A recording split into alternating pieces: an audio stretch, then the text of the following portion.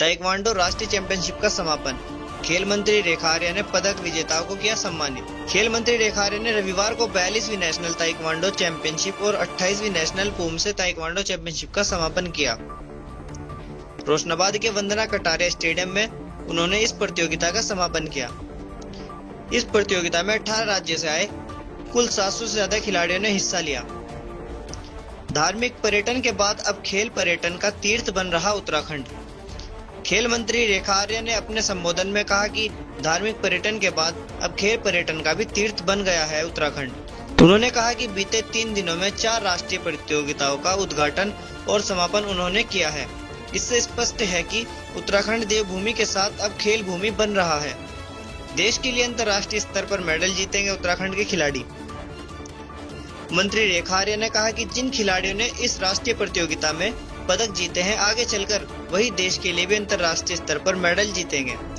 मंत्री ने कहा कि सरकार के प्रयास से संभव है कि सन 2036 ओलंपिक का आयोजन भारत में ही हो। खिलाड़ियों को इसके लिए अभी से लक्ष्य बनाकर तैयारी में जुट जाना चाहिए। बहुत बहुत आपको बधाई है।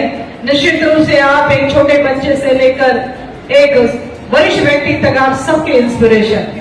ताइक्वांडो अपने आप में खुद की सुरक्षा की गारंटी भी है, मैं ये भी कह सकती हूँ। जो नहीं जानता वो उसके लिए तो वो बिल्कुल खतरा है। यदि वो कोई हमला करे तो वो ताइक्वांडो प्लेयर तो उसको कहीं का नहीं छोड़ेगा, चाहे वो लड़का हो या लड़की।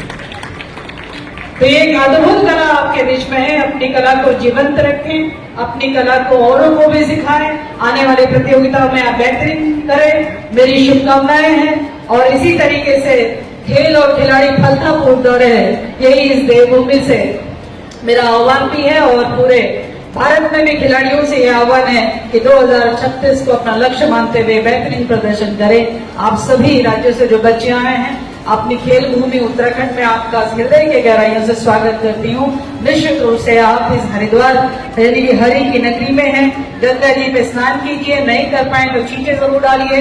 मन भी पवित्र शुद्ध होगा और मन और मस्तिष्क दोनों ही बहुत शांत होंगे, क्योंकि आप तक फाइनल मैच में आप लोग कर चुके हैं। तो निश्चित रूप से एक जो पवित्रता की भावना है वो माँ गंगा के किनारे बैठकर आप देखिएगा, आपको बहुत अच्छी अनुभूति होगी। इन्हीं बातों को कहते हुए सब लोगों का बहुत बहुत धन्यवाद, बहुत बहुत आभार। बोले भारत माता की जय।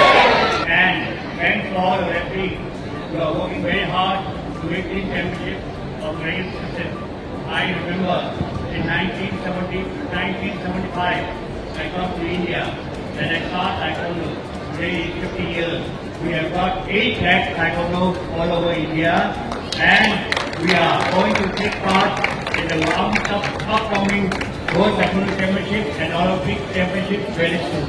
Thank you.